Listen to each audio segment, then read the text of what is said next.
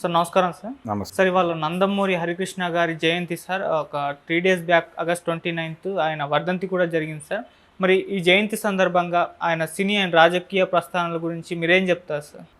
అంటే ఈరోజు చాలామంది పుట్టినరోజులు ఉన్నాయి. అంటే హరికృష్ణ గారు, అలాగే పవన్ కళ్యాణ్ గారి బర్త్డే ఉంది. పవన్ కళ్యాణ్ బర్త్డేతో పాటు హర్నాథ్ గారి బర్త్డే కూడా. హర్నాథ్ అంటే సీనియర్ ఆర్టిస్ట్. ఓకే. హర్నాథ్తో పవన్ కళ్యాణ్కి ఒక లింక్ ఉంది. అదేంటంటే ఆయనకి గుర్తింపు తెచ్చినటువంటి 2 సినిమాలు నిర్మించింది హర్నాథ్ గారి అల్లుడు కొడుకు. ఏది పవన్ కళ్యాణ్కి గుర్తింపు తెచ్చినటువంటి గోకులంలో సీత, తొలి ప్రేమ అనే 2 చిత్రాలు నిర్మించింది హర్నాథ్ గారి అల్లుడు కొడుకు. అది లింకు. అలా వాళ్ళది ఒకే ప్రాంతం, పాలకొల్లు. ఆ ప్రాంతానికి చెందినవాడే హర్నాథ్ గారు కూడా. ఇలా పవన్ కళ్యాణ్ జీవితంలో హర్నాథ్ ప్రమేయము, అలాగే హర్నాథ్కి ఎన్టీ రామారావు గారి సీతారామ కళ్యాణంలో ఆయనకి రాముడి పాత్ర ఇవ్వటం, అలాగే హర్నాథ్ గారికి ఆయన సినిమాల్లో ఎదుగుదలకి చాలా పాత్రలు ఆయన రికమెండ్ చేశాడు రామారావు గారు. ఆయన రికమెండేషన్తో కొంత కెరియర్ బిల్డ్ అయింది అతనిది. తర్వాత తనే స్వయంగా జడగొట్టుకున్నాడు, అది వేరే గొడవ. అయితే హర్నాథ్ వియ్యంకుడు ఒక సినిమా తీసినప్పుడు దానికి రామారావు గారితోనే కోరి క్లాప్ అది కొట్టించుకున్నారు వాళ్ళు. అలా నందమూరి ఫ్యామిలీతో కూడా లింకులు ఉండేవి హర్నాథ్కి. అలాగే ఇప్పుడు పవన్ కళ్యాణ్ తెలుగుదేశం పార్టీతో సన్నిహితంగా మెలుగుతున్నాడు. అలా బీరకాయ పీచు లింకులు చాలా ఉన్నాయి వీళ్ళ ముగ్గురి మధ్య. హరికృష్ణ గారి ఎపిసోడ్కి వస్తే, హరికృష్ణ గారు ఆయన రామారావు గారికి 3వ సంతానం. ఆయన వారి తండ్రి గారి దగ్గర, అంటే రామారావు గారి తండ్రి గారి దగ్గర పెరిగాడు నిమ్మకూరులో. పెరగటంతో ఆయన కొంచెం వీళ్ళకి చిన్నప్పటి నుంచి లింకులో ఉండేవాడు కాదు. అడపాదడప మెడ్రాస్ వచ్చేవాడు. రామారావు గారి తండ్రి గారు లక్ష్మీ చౌదరి గారు మనవాడిని హీరోని చేయాలి అనుకునేవాడు. ఆయన అనుకుని ఒక ప్రయత్నం చేశాడు. అతన్ని హీరోగా పెట్టి సినిమా తీయమని ఎన్టీ రామారావు మీద ప్రెజర్ తీసుకొచ్చేవాడు ఆయన. రామారావు గారు నవ్వి ఊరుకునేవాడు ఈ ప్రతిపాదన వచ్చినప్పుడల్లా. ఒక దశలో ఆయనకు ఎటువంటి అభిప్రాయం కలిగిందంటే, తన మనవడు హీరో అయితే తనకు పోటీ వస్తాడని కొడుకు భావిస్తున్నాడు, భయపడుతున్నాడు. రామారావు గారు హరికృష్ణ హీరో అయిపోతే తన అవకాశాలు పోతాయని భయపడుతున్నాడు అని రామారావు గారి తండ్రి గారు అనుకునే పరిస్థితి. ఇది డివి నరసరాజు గారి దగ్గర ప్రస్తావన వచ్చింది. అది రాశాడు, ఆయన ఆటోబయోగ్రఫీలో రాసుకున్నాడు నరసరాజు గారు. అలాంటి సందర్భంలో ఇలా ఆలోచిస్తున్నారు మా తండ్రి గారు అని రామారావు గారే చెప్పారట ఆయన. ఇలా ఆలోచిస్తున్నాడు ఆయన మనవడు, అంటే హరికృష్ణ హీరో అయితే నాకు పోటీ అవుతాడని నేను భయపడి అతనితో సినిమా తీయటం లేదని ఆయన భావిస్తున్నాడు అని. నిజానికి అంతకు ముందే బాలనటుడిగా, కృష్ణుడిగా ఆయన కృష్ణావతారం సినిమాలో ఎంట్రీ ఇచ్చాడు హరికృష్ణ బాలనటుడిగా. ఆ కృష్ణావతారం ప్రొడ్యూసర్లు కనకమేడల దేవి వరప్రసాద్, దేవి పిక్చర్స్ అనే పేరుతో చిరంజీవి గారితో ఘరానా మొగుడు ఆ సినిమాలు తీసిన దేవి వరప్రసాద్ గారి తండ్రి గారు తిరుపతి గారు ఆ సినిమాకు ప్రొడ్యూసర్, కృష్ణావతారం సినిమాకి. అందులో చిన్నప్పటి కృష్ణుడిగా హరికృష్ణ గారు కనిపిస్తాడు. ఆ తర్వాత తల్లా పెళ్ళామా సినిమాలో కొంచెం పెరిగిన హరికృష్ణ కనిపిస్తాడు. శాంతకుమారి గారి కాంబినేషన్లో అద్భుతమైన పాట ఉంటుంది. దాదాపు తాతమ్మ కల్లో బాలకృష్ణ గారు పోషించిన లాంటి పాత్రే అది కూడా. బాలకృష్ణ ఎంట్రీ ఇచ్చిన తర్వాత హరికృష్ణని, బాలకృష్ణని ఇద్దరిని పెట్టి రామ్ రహీం అనే ఒక సినిమా తీశాడు బిఏ సుబ్బారావు గారు. బిఏ సుబ్బారావు గారు అంటే రామారావు గారిని పల్లెటూరు పిల్ల సినిమాలో మొదట నటించిన సినిమా మన దేశం, కానీ అందులో నెగిటివ్ షేడ్స్ ఉన్న క్యారెక్టర్లో నటించాడు ఆయన. ఆయన పూర్తి స్థాయి హీరోగా కనిపించినటువంటి సినిమా పల్లెటూరు పిల్ల. ఆ పల్లెటూరు పిల్ల సినిమా అయినటువంటి డైరెక్టరు, ప్రొడ్యూసరు ఆయన బిఏ సుబ్బారావు గారు. ఆయనే హరికృష్ణని, బాలకృష్ణని పెట్టి రామ్ రహీం అనే సినిమా తీశాడు ఆ రోజుల్లో. అది ఒక మోస్తరుగా ఆడింది. అంటే ఈ పిల్లలిద్దరూ ఎలా ఉంటారో చూడాలి అనేటువంటి క్రేజ్తో జనాలు థియేటర్లకు వెళ్ళారు. రోజారమణి వీళ్ళకి చెల్లెలుగా నటించింది ఆ సినిమాలో. ఆ తర్వాత ఆయన కెరియర్ మీద పెద్దగా దృష్టి పెట్టలేదు హరికృష్ణ. అయితే హరికృష్ణతో సినిమా తీయాలి అనే కోరిక రామారావు గారి తండ్రి గారిలో ఉండి ఆయన నరసరాజు గారికి అడ్వాన్స్ ఇచ్చి ఒక కథ రాయించాడు, తనే నిర్మాతగా సినిమా తీద్దామని. అలా తమ్ముడు పెళ్ళి మామ భరతం అనే టైటిల్తో ఒక కథ రాశాడు ఆయన. అందులో రామారావు గారు కూడా నటించేటట్టు. అలా ఒక స్క్రిప్ట్ రాసిన తర్వాత ఆ స్క్రిప్ట్ తీసుకున్నది రామారావు గారు, రాయమని అడ్వాన్స్ ఇచ్చింది రామారావు గారి తండ్రి గారు. తీరా స్క్రిప్ట్ అయిపోయి ఇంటికి వెళ్ళేసరికి ఈయన ఉన్నాడట. ఏంటి విషయం అంటే చెప్పాడు ఈయన, ఇలా మీ తండ్రి గారు అడ్వాన్స్ ఇచ్చారంటే అది అయిపోయింది, పట్టుకొచ్చాను. అలా తీసుకుని ఆయన దానికి సంబంధించి బ్యాలెన్స్ అమౌంట్లు పే చేసేసి పంపించేశాడు. ఆ స్క్రిప్ట్ ఆయన టేబుల్లోనే ఉండేది ఆయన మరణించే వరకు. రామారావు గారు కన్ను మూసిన తర్వాత ఎన్ఐటి ఆఫీసు దాని తాలూకా ఆయన టేబుల్ అది వేకేట్ చేశారు. అప్పుడు వేకేట్ చేసినప్పుడు బాలకృష్ణ గారు మెడ్రాస్లో ఎన్ఐటి ఆఫీస్లో ఆయన టేబుల్లో ఉండేది అది, ఆ స్క్రిప్ట్. అది వేకేట్ చేసినప్పుడు అది పగలగొట్టారు. పగలగొడితే దానిలో ఈ స్క్రిప్ట్ దొరికింది. అది దాని మీద డివి నరసరాజు అని రాసి ఉండటంతో బాలకృష్ణ గారు పట్టుకొచ్చి నరసరాజు గారి ఇంటికి వెళ్ళి మీ స్క్రిప్ట్ నాన్నగారి టేబుల్లో దొరికిందండి అని ఇవ్వబోతే, లేదు బాబు దీని తాలూకా డబ్బులు నాకు ఇచ్చేశారు, అది మీదే, మీ కుటుంబ ఆస్తి, మీరు తీసుకుంటే తీసుకోండి సినిమా, లేదంటే మానేయండి అని చెప్పాడు ఆయన. అలా ఒక ప్రయత్నం జరిగింది. అయితే రామారావు గారి దానవేరు సూరకర్ణలో అర్జునుడిగా కనిపిస్తాడు హరికృష్ణ. ఆ అర్జునుడి పాత్ర యాక్చువల్గా మాధవ రంగారావుతో చేయిద్దాం అనుకున్నాడు ఆయన మొదట. తర్వాత ఎందుకో మనసు మార్చుకుని హరికృష్ణతో చేయించాడు. ఆ తర్వాత రామారావు గారి సినిమాలకు ప్రొడక్షన్ కంట్రోలర్గా వ్యవహరించేవాడు హరికృష్ణ. ఆయన క్యారెక్టర్లు చేయడంతో పాటు డైరెక్షన్ కూడా ఆయనే చూసుకునేవాడు కాబట్టి ఆయన బాధ్యతల్లో కొన్ని పంచుకుని ఈ చిన్న ప్రొడక్షన్ వ్యవహారాలన్నీ తను చూసుకునేవాడు. అలా ప్రొడక్షన్ కంట్రోలర్ అనే పేరుతో ఆయన పేరు పడేది టైటిల్స్లో, హరికృష్ణ పేరు. అలా సినిమా పరిశ్రమతో సంబంధాల్లో ఉండేవాడు, కానీ ఆయనేమీ సీరియస్ మనిషి కాదు. తన తండ్రి గారు తీసేటువంటి సినిమాల తాలూకా వ్యవహారాలు చూసుకునేవాడు. ఈ ప్రాసెస్లో రామారావు గారు పాలిటిక్స్లోకి ఎంటర్ అవ్వటం, ఆయన పాలిటిక్స్లోకి ఎంటర్ అవ్వడానికి ముందు హరికృష్ణ పూర్తి బాధ్యత తీసుకుని తీసిన సినిమా డ్రైవర్ రాముడు, రాఘవేంద్రరావు డైరెక్షన్లో. రాఘవేంద్రరావు గారు మొదటిసారి వాళ్ళ బ్యానర్లో డైరెక్ట్ చేయటం, అది మంచి హిట్ అయింది సినిమా డ్రైవర్ రాముడు. ఆ తర్వాత నెమ్మదిగా ఒక 2-3 ఏళ్లలోనే ఈయన వితిన్ 2 ఇయర్సే పొలిటికల్ ఎంట్రీ ఇచ్చాడు. ఇచ్చినప్పుడు ఒక సమస్య మొదలైంది ఆయనకి, జనంలోకి ఎలా వెళ్ళాలి అని. ఒక టూర్ డిజైన్ చేశారు. అంటే రైల్వే స్టేషన్కి దగ్గరలో ఉండేటువంటి ఊళ్ళన్నీ సార్ట్అవుట్ చేసి, ఇలా ట్రైన్లో ఒక టూరు, బస్సులో ఒక టూరు, ఇలా చేద్దామని ఏదో అనుకున్నారు. ఆ టైంలో రామారావు గారికి ఒక జ్ఞాపకం ఏంటంటే, ఆయన ఏవిఎం స్టూడియో అమ్మేసినప్పుడు అక్కడ ఎక్విప్మెంట్ అంతా కొన్నాడు తన స్టూడియో కోసం, రామకృష్ణ స్టూడియోస్ కోసం. కొన్నప్పుడు అక్కడ ఫ్లోర్ల మధ్య తిరగటం కోసం ఒక వ్యాన్ ఉండేది, అది కూడా కొనేశారు. అంటే మొత్తం అక్కడ స్క్రాప్ అంతా కొనేశారు వీళ్ళు, దాంతోపాటు అది కూడా ఇచ్చేశారు వాళ్ళు.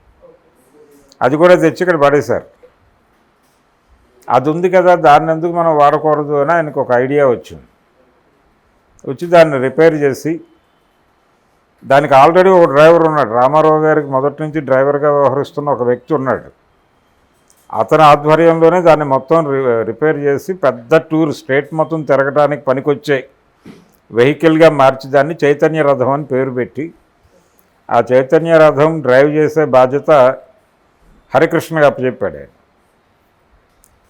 హరికృష్ణ నేతృత్వంలో ఆ చైతన్య రథయాత్ర జరిగింది. ఆ 9 నెలలు ఆయన టోటల్ స్టేట్ అంతా తిరిగాడు కదా, ప్రచారం, పార్టీ పరిచయ కార్యక్రమము, తర్వాత ఎన్నికల ప్రచారం, రెండూ దాని మీద నుంచే చేశాడు ఆయన, ఆ చైతన్య రథం మీద నుంచే. అప్పటి నుంచి ప్రతి ఒక్కళ్ళు అదొక మోడల్ కింద పెట్టుకున్నారు, మొన్నటి పవన్ కళ్యాణ్ వారాహి దాకా. దీనికి నాంది పలికిన వాడు రామారావు గారు. మొట్టమొదట ఆ తరహా వెహికల్ డ్రైవ్ చేసినవాడు హరికృష్ణ గారు. ఓకే. చైతన్య రథసారథి అంటారు ఆయన్ని. అట్లా రామారావు గారి పొలిటికల్ కెరియర్లో కూడా చాలా కీలక పాత్ర ఉంది ఆయన. అంటే ప్రతి ఊరికి తండ్రిని తీసుకెళ్ళి పరిచయం చేశాడు ఆయన. ఇలా మొదలైనటువంటి ప్రయాణం హరికృష్ణది పొలిటికల్గా సినిమాల నుంచి మొదలై రాజకీయాల్లోకి ఆయన ప్రవేశించిన తర్వాత తన రాజకీయ వారసుడుగా హరికృష్ణ అనే అభిప్రాయం ఎక్కడో ఉండేది ఆయనకి, రామారావు గారికి.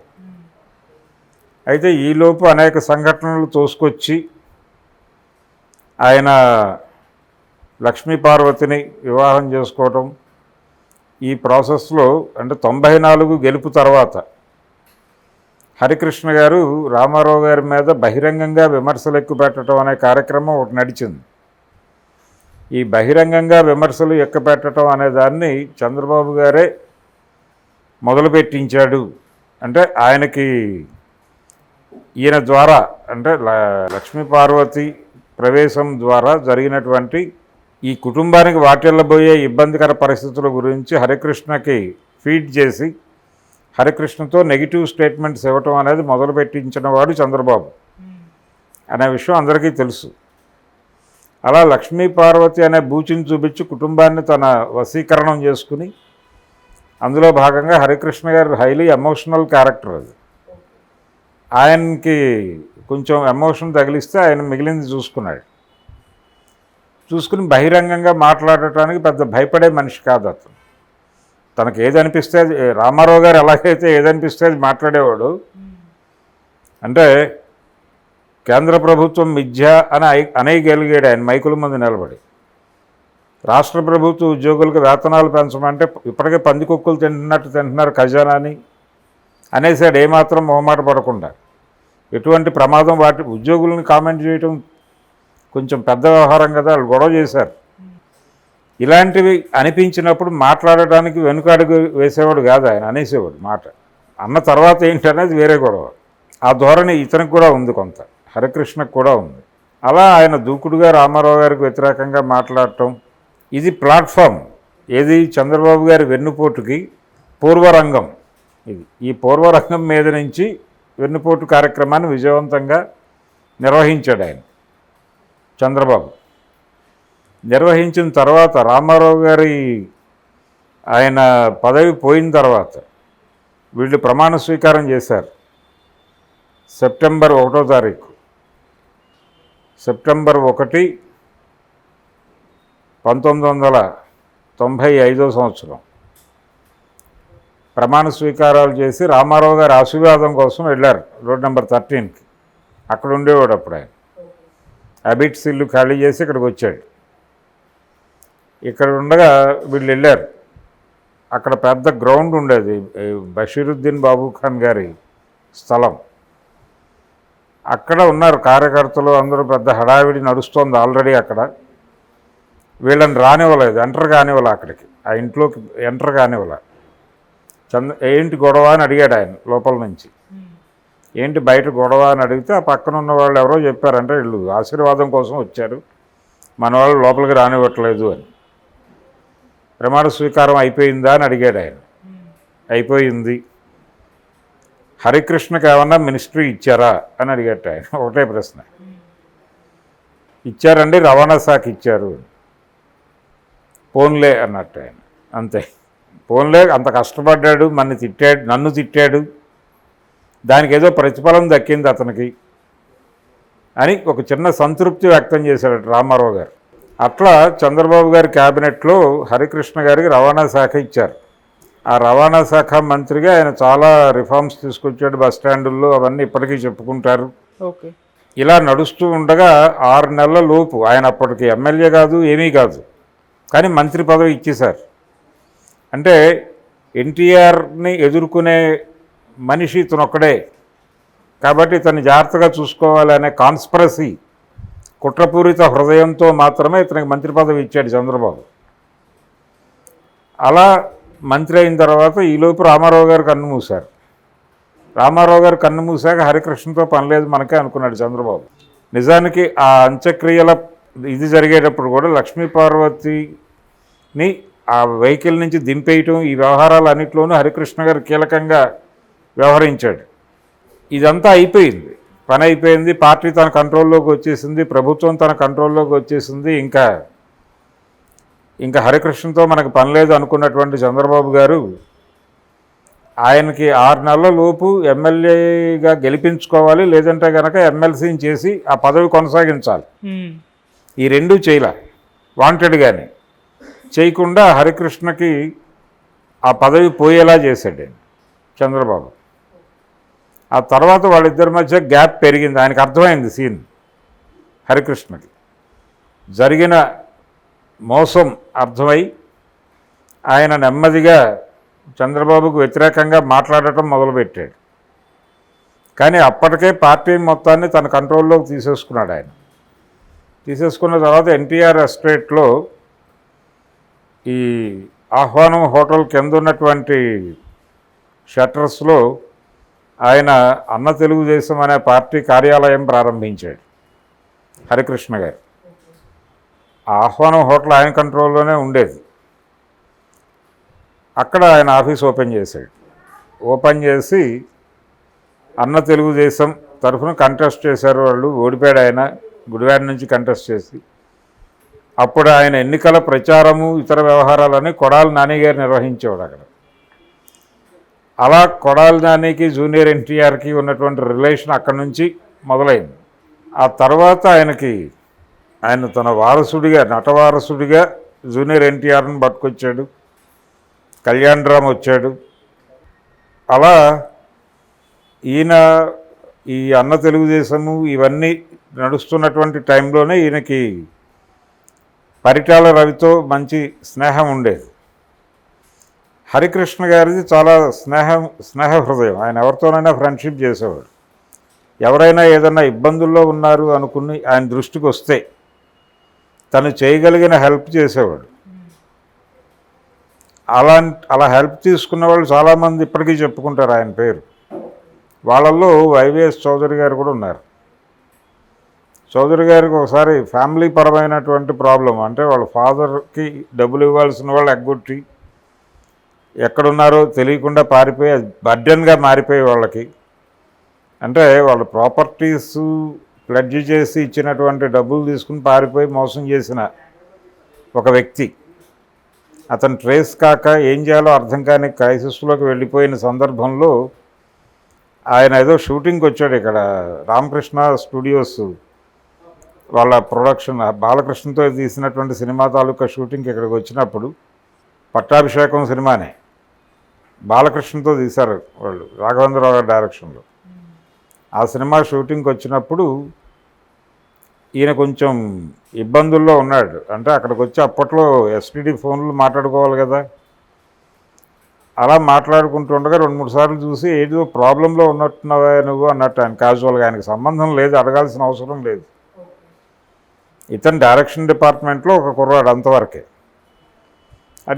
అడిగాడు కదా అని ఆయన ఓపెన్ అయి చెప్పాడు, అన్న ఇలా జరిగింది అని.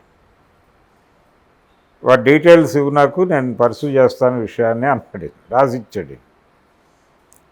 ఆ తర్వాత ఈయన పోలీస్ డిపార్ట్మెంట్తో మాట్లాడి ఎక్కడున్నాడో ట్రేస్ చేసి అతన్ని పట్టుకొచ్చి ఆ ప్రాబ్లం క్లియర్ చేశాట. అందుకని వైవిఎస్ చౌదరి గారికి హరికృష్ణ గారి మీద అభిమానం. ఆ అభిమానంతోనే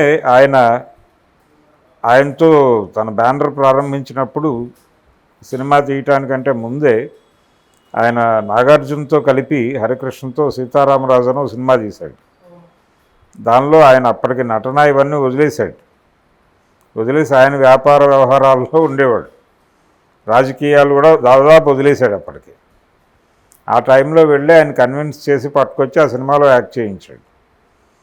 అలాగే నాగార్జునకి కూడా ఆయనకు సంబంధించినటువంటి వ్యాపార వ్యవహారాలు ఏదైనా సమస్య వస్తే హరికృష్ణ గారు అడ్రస్ చేసేవాడు. అందుకని వాళ్ళిద్దరి మధ్య ఒక స్నేహం ఉంది. అందుకని అది మ్యాచ్ చేయగలిగారు. ఆ సినిమాలో నటించాడు ఆయన. ఆ తర్వాత పరిటాల రవి గారు తీసిన రాములయ్య సినిమాలో కూడా కేజీ సత్యమూర్తి గారిని పోలినటువంటి ఒక పాత్ర ఉంటుంది. సత్యం అనే పేరే పెట్టారు ఆ క్యారెక్టర్కి. అది హరికృష్ణ గారితో చేయించారు. ఆ పాట కూడా ఉంటుంది, సత్యమూర్తి గారి పాటే వాడారు అక్కడ. ఇప్పపూల వరంకాడ అని ఓ పాట ఉంటుంది, అందులో కూడా చాలా ఎమోషనల్గా కనిపిస్తాడు హరికృష్ణ. ఇలా ఆయన మళ్ళీ సెకండ్ ఇన్నింగ్స్ అలాగే లాహిరిలో సినిమా వైవేస్ చౌదరి గారి సినిమాలోనే యాక్ట్ చేశాడు. ఆ సినిమా తర్వాత సీతయ్య సినిమా హరికృష్ణతో ఆ ఏజ్లో పాటలు డ్యాన్సులు చేయించటం, అది జనాలకు కనెక్ట్ అయింది. ఆ సినిమా కనెక్ట్ అయిన తర్వాత చాలామంది ప్రొడ్యూసర్లు డైరెక్టర్లు ఆయన అప్రోచ్ అయ్యి సినిమాలు, హరిశ్చంద్ర ప్రసాద్ ఇలాంటి ఎమోషనల్ క్యారెక్టర్స్తో ఆయన సినిమాలు చేయటం మొదలుపెట్టాడు. మళ్ళీ ఈ ప్రయాణం నడుస్తూ ఉండగా కొడుకు హీరోగా ఎస్టాబ్లిష్ అవ్వడం. ఎన్టీఆర్కి అంటే మొదటి సినిమా రామోజీరావు గారు తీయటం వెనకాల హరికృష్ణ ఉన్నాడు. ఆ తర్వాత అశ్విని దత్ గారి స్టూడెంట్ నెంబర్ 1 డిజైనింగ్ వెనకాల హరికృష్ణ ఉన్నాడు. అలా అతన్ని హీరోగా నిలబెట్టడం వెనకాల హరికృష్ణ గారి పాత్ర ఉంది. అలా కళ్యాణ్ రామ్ వాళ్ళిద్దరినీ హీరోలుగా ఎస్టాబ్లిష్ చేస్తూ, అంటే వాళ్ళకి వాళ్ళ ఫాదర్ని చంద్రబాబు నాయుడు వాడుకుని వదిలేయటం, దీనికి సంబంధించినటువంటి ఒక ఇంప్రెషన్ ఉంది ఆ పిల్లలకి. ఆ ఇంప్రెషన్ ఇప్పటికీ వాళ్ళలో పనిచేస్తాం. ఆ పని చేయటం ఇప్పటికీ ఫ్యామిలీతో చంద్రబాబు గారు గేమ్స్ ఆడుతున్నాడనే ఉద్దేశంతో తెలుగుదేశం పార్టీ వ్యవహారాల్లోనూ నందమూరి కుటుంబ వ్యవహారాల్లోనూ వీళ్ళు పెద్దగా కనిపించరు. ఆ గ్యాప్ మెయింటైన్ చేస్తారు. హరికృష్ణ గారు చనిపోయినప్పుడు బాలకృష్ణ గారు కొంచెం ఎమోషనలైజ్ అయ్యి ఆయన ఇక నుంచి నేనే మీకు తండ్రిని అన్న టైప్లో వాళ్ళతో మాట్లాడాడు. కానీ ఆ రిలేషన్ ఎక్కువ కాలం నడవలేదు. అయితే ఎవరి పద్ధతిలో వాళ్ళు ఎదిగారు, ఎవరి ప్రయాణం వాళ్ళు చేస్తున్నారు. అలా హరికృష్ణ గారు ఒక ఎమోషనల్ క్యారెక్టర్, అది ఒక ఎమోషనల్ క్యారెక్టరు, ఎవరికైనా సహాయం చేసే మనిషి. అలాగే తనకు అనిపించింది లేదు తనకు తెలియని విషయం ఎవరైనా చెప్తుంటే ఓపికగా వినేవాడు ఆయన. విని అర్థం చేసుకుని ఆ పద్ధతిలో తను ఏ మేరకు ట్రావెల్ అవ్వగలడో ఆ మేరకు చేసేవాడు ఆయన. Down to earth. అలాగే అనిపించింది ఎక్కడైనా అనేయటం అలవాటు ఆయనకి, రామారావు గారు లాగానే. అలాగే చైతన్య రథసారథిగా ఆయనకి స్టేట్ మొత్తం మీద ఒక ఫ్యాన్ ఫాలోయింగ్ ఉంది పర్సనల్గా. ఇలా ఆయన ఒక టిపికల్ క్యారెక్టర్. రామారావు గారి పిల్లలందరిలోకి రామారావు గారిలో ఉండేటువంటి ఒక మాస్ హీరో లక్షణాలు, అంటే రాముడు భీముడులో భీముడు ఆ తరహా క్యారెక్టరైజేషన్ హరికృష్ణలో ఉండేది. అట్లా ఆయన ఒక భిన్నమైనటువంటి వ్యక్తి. ఆయన అద్భుతమైన డ్రైవరు. అటువంటి అంటే రామారావు గారిని స్టేట్ మొత్తం తిప్పినటువంటి మనిషి. ఆయన యాక్సిడెంట్లో చనిపోవటం అనేది విచారకరం.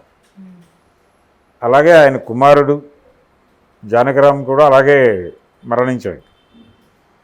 ఇప్పుడు జానకిరామ్ కుమారుడితో సినిమా చేస్తున్నాడు. ఎవరైతే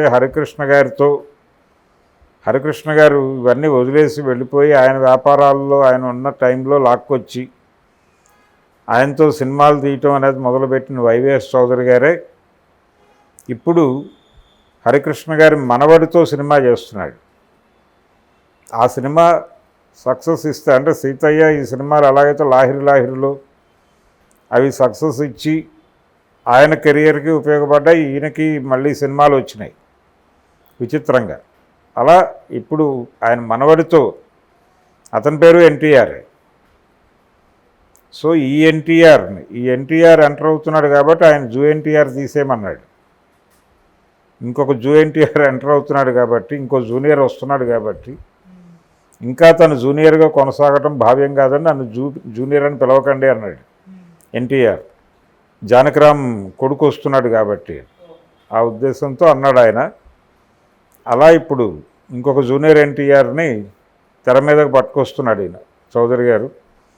ఆ రోజు హరికృష్ణకి ఎలాంటి సక్సెస్ వచ్చిందో ఇతను కూడా అలాంటి సక్సెస్ వస్తుందని ఆశిద్దాం. అలా చాలా విషయాలు లింక్ అయి ఉన్నాయి. సెప్టెంబర్ 1 అనేటువంటి దీంతో